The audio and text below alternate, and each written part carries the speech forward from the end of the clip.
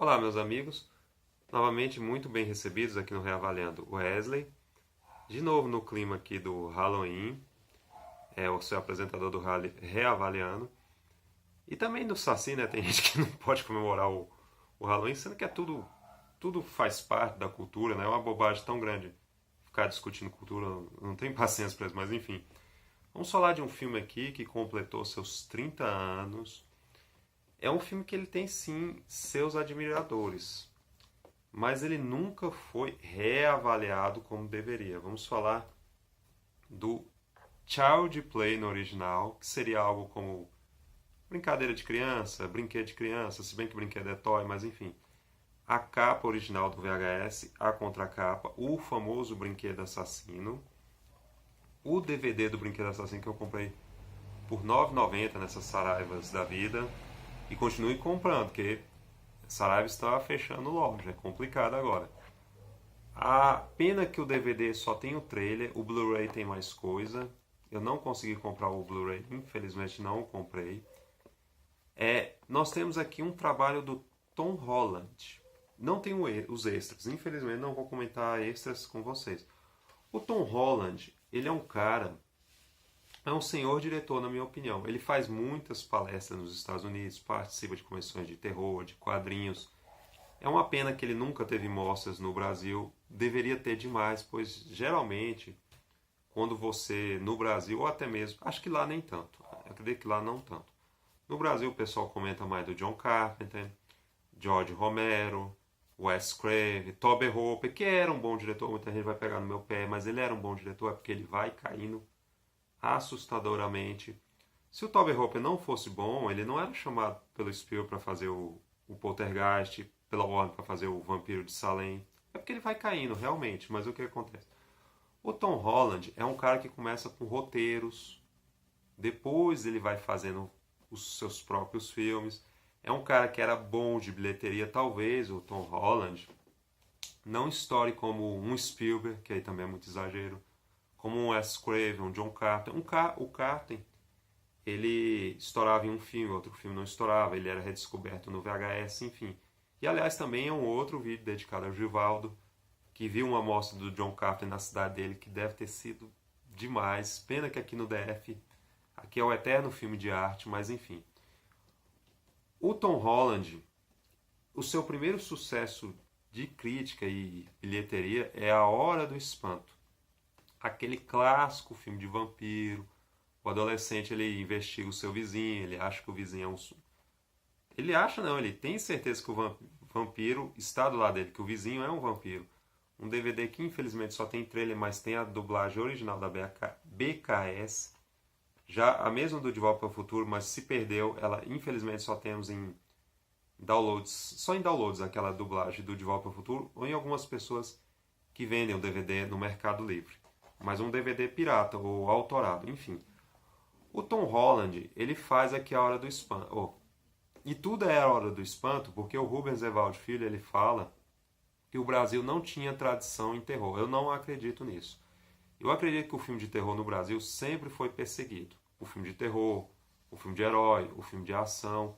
Talvez houvesse sim uma preguiça dos tradutores. Sim, é um país muito religioso, católico, evangélico. É o que eu falo. Quando você vai ver um filme, você não pode pôr religião. É um outro esquema.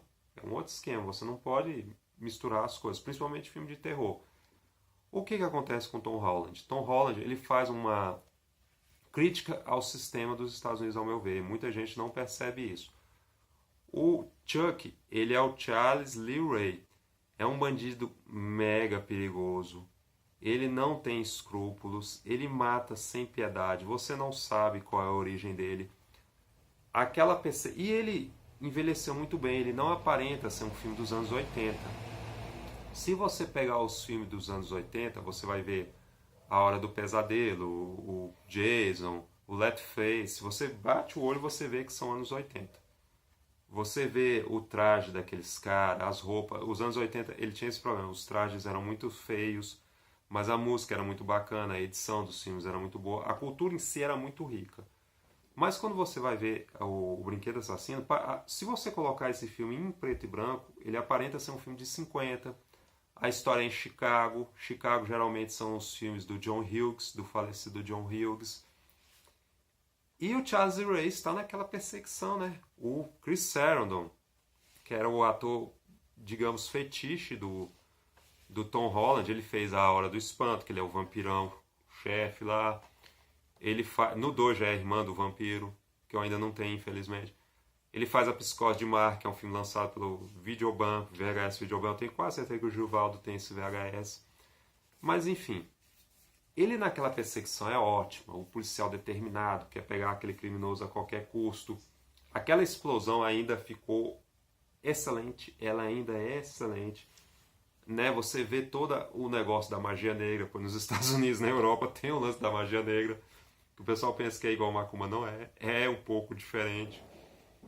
E o Charles Lee Ray, ele entra no corpo do Chuck, que Chuck é o boneco, é o good guy. Aquele good guy, que aqui fica o amigo legal, o cara legal. É a dublagem da Herbert Richards, hoje não existe mais tem no DVD, não existem mais os estúdios da Herbert Richards, parece que ficou só um balcão, destruíram tudo. Se isso for verdade, é terrível para a história da dublagem no Brasil, é terrível, terrível. E ele vai, é um tudo ou nada, eu vou entrar com minha alma nesse boneco aqui. Ele flerta não, ele namora o negócio do misticismo, da magia negra. Só que o moleque, o Andy, que é o Alex Vincent, pena que não tenha decolado na carreira. Lembra o menino do Iluminado?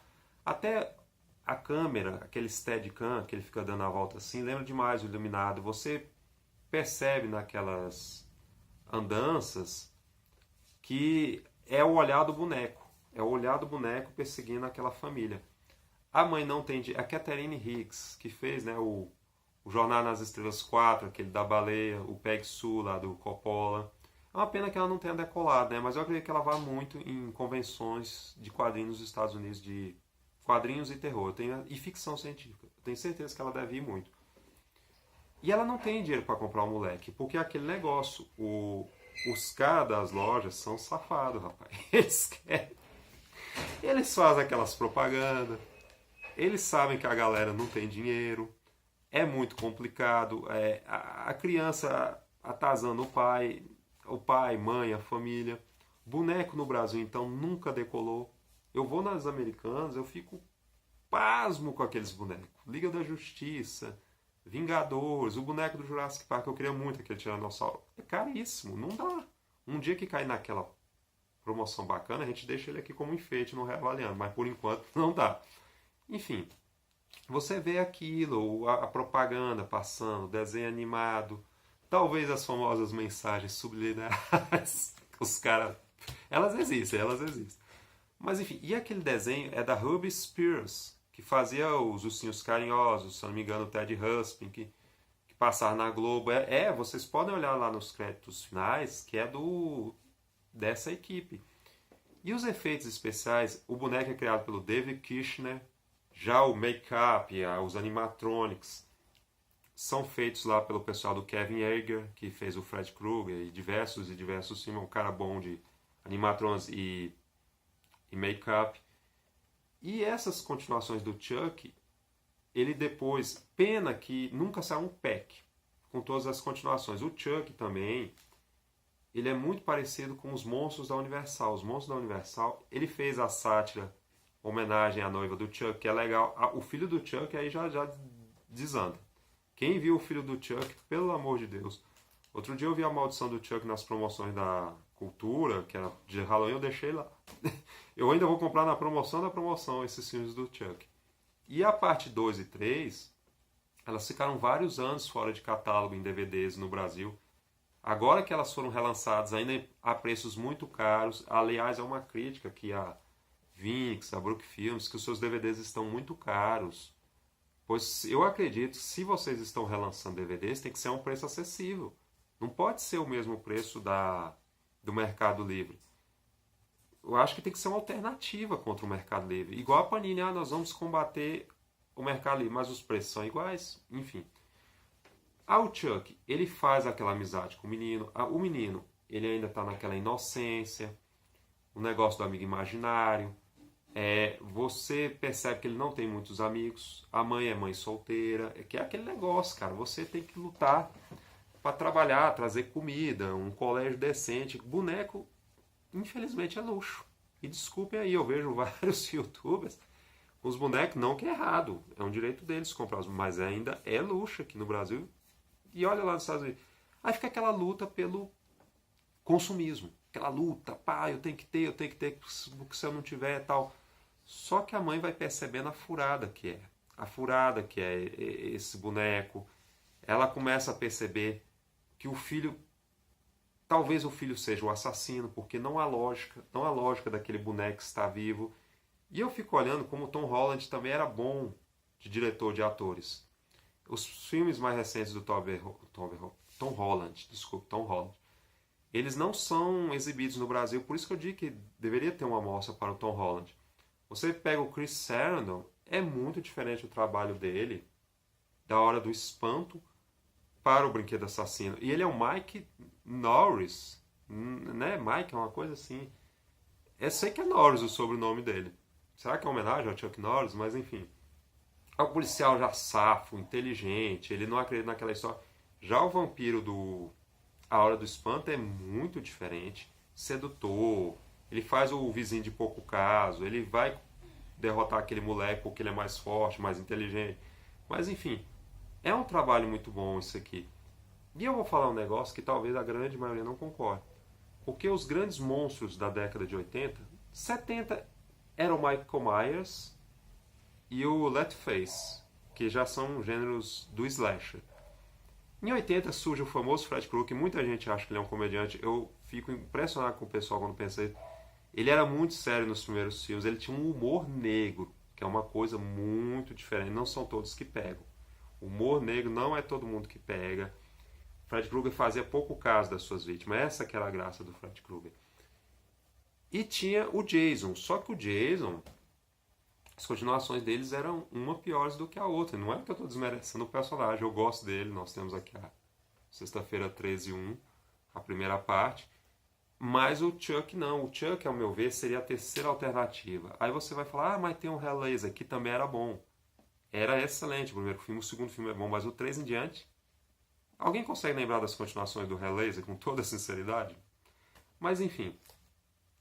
E nós temos isso aí, esse filme meio investigativo, né, meio suspense.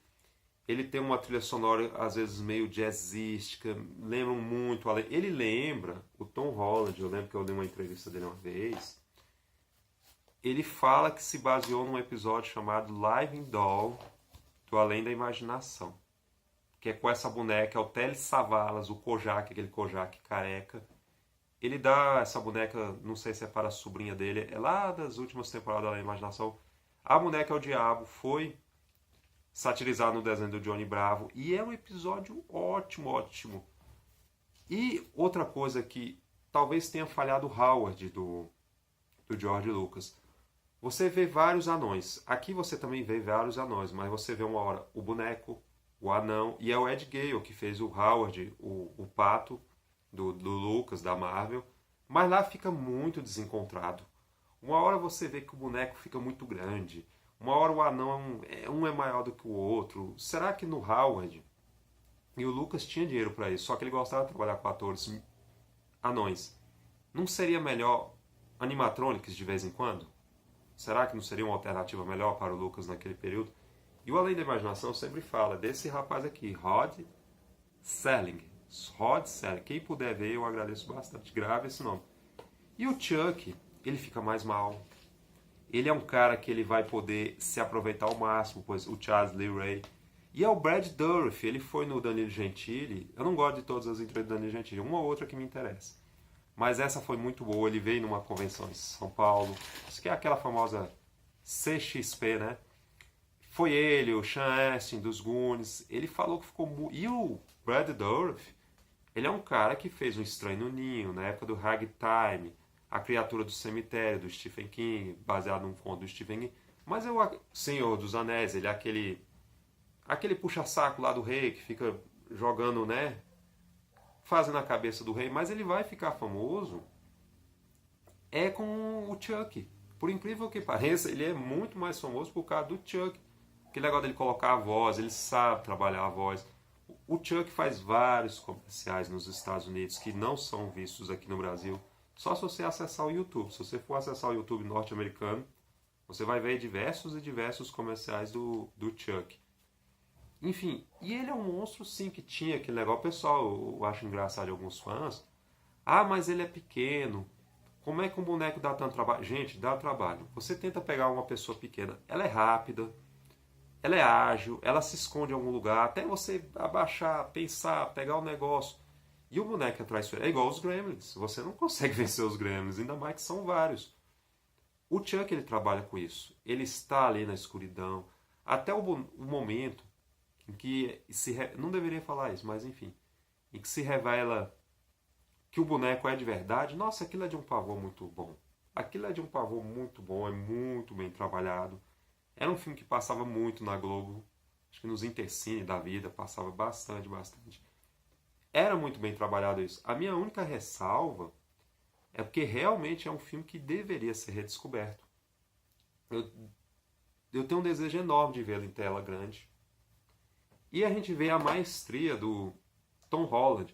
Você vê que os diretores não é a mesma coisa. Eu acredito que muitos fãs de terror não devem nem lembrar dos fãs das continuações do Chuck, o famoso Brinquedo Assassino, que é uma pena.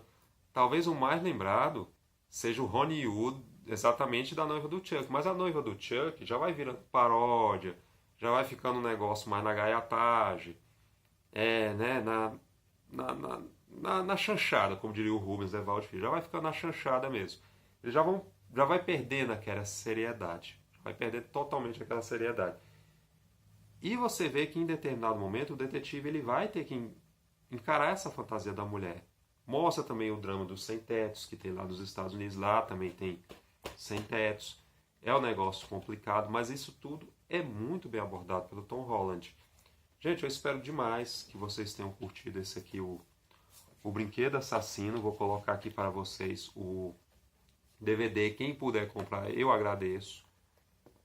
O VHS original, que hoje é uma raridade total. E, aliás, a capa do VHS é muito mais bonita. Parece que a do DVD eles só ampliaram aqui o rosto dele. É a mesma ângulo, né? O mesmo ângulo, o mesmo perfil. Mas eu prefiro essa capa, eu considero muito mais bonita. Espero que vocês realmente possam comprar isso. Ah, e outra coisa também, aquele duelo final tem que destacar. Como é susto atrás de susto. Isso é uma coisa que o diretor hoje em dia não sabe fazer isso.